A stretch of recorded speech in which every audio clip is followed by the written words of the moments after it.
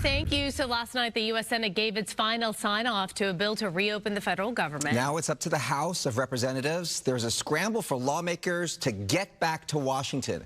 Doug Gazeta live for us in Washington with the latest. Doug, good morning. Bob and Araxia, good morning. The House wants to vote on this tomorrow. I mean, that's the final step in passage, but it all depends on whether lawmakers can get here in time. The bill as amended is passed. It all came to an end in the Senate last night. The Republican bill to reopen the government passed with 8 Democratic crossovers. After 6 excruciating weeks, I will stop talking and let all of you get some rest. Rest for the Senate, but for the House, it's all just starting, with members there having to give their own approval tomorrow if they can. And they have been largely absent from the Capitol for weeks now during the shutdown. Now they will join the ranks of other Americans who are struggling to get anywhere with shutdown-related flight delays and cancellations across the country. You need to begin right now returning to the Hill. We have to do this as quickly as possible. With so many air traffic controllers calling out sick during the shutdown, the FAA will further reduce flights today across the board.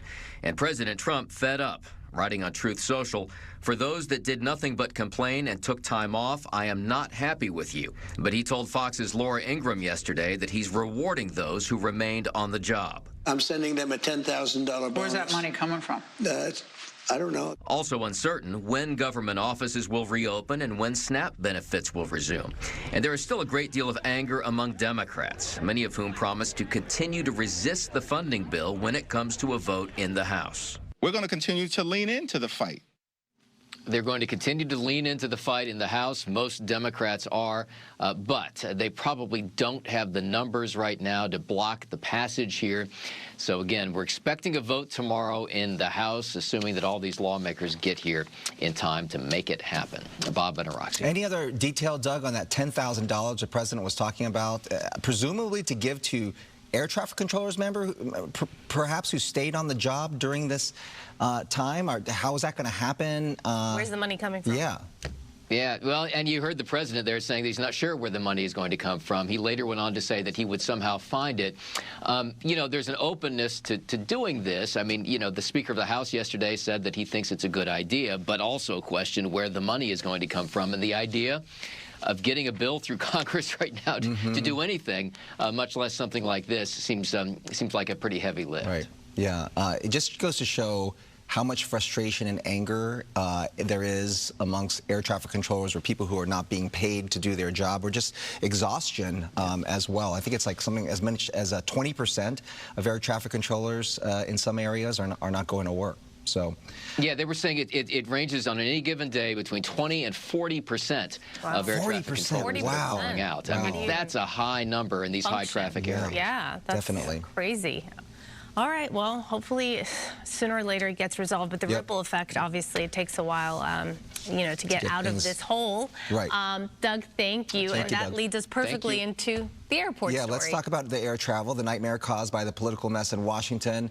It still continues. Yeah, Haley is out there at LAX this morning. What are you seeing so far this morning, Haley? Good morning, by the way. Nice to see you. Good morning. You too, Roxia. Good morning. Good morning, Bob. Yeah, we just checked FlightAware, actually. About 1,200 flights are already canceled today across the nation. Here at LAX, about 52 flights.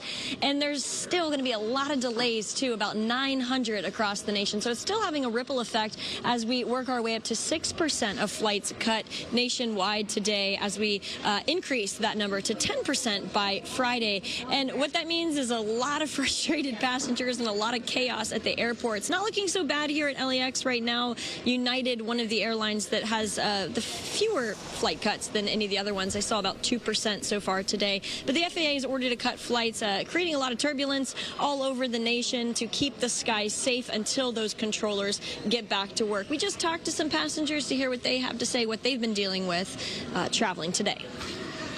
We were coming out of Santa Barbara.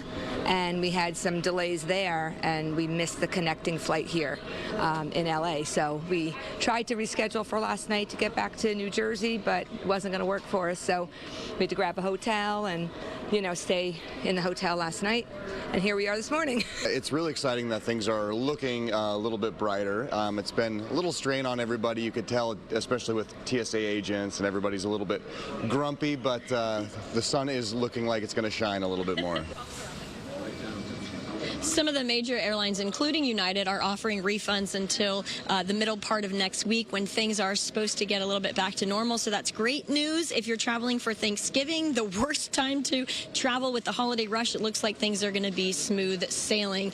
And Bob, I heard that you were doubting my interesting fact in the last half hour as my connection cut out. Fact. But yes, fact. The world, no, it isn't. Okay, it was an Expedia study. I did some investigative journalism this morning, and this was from a few years ago. LAX holds the world record for passengers in pajamas. There's one right there. Look. Okay, I know it's a kid. I know it's a kid.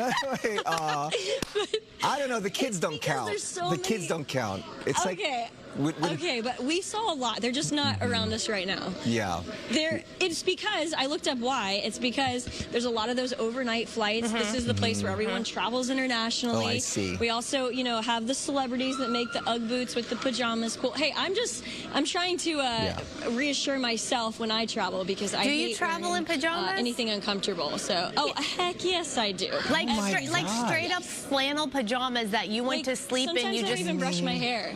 Wow. Oh my God. I do. No, I don't shower, get but it. then I put on the pajamas. Okay. No, because it's comfortable, especially if you're going on a long flight. Back in the day, wait, those aren't pajamas. Back in the day, people dressed up to go onto a flight. Yeah, like you know a what I suit, mean? like a full-on suit. People would look nice, like they were doing something. You know, now it's crawl out of bed. I also heard that it's the best place to meet someone, so that's probably why I'm single, right? You know, it goes hand in hand. That too. I look so bad when I'm on the airplane.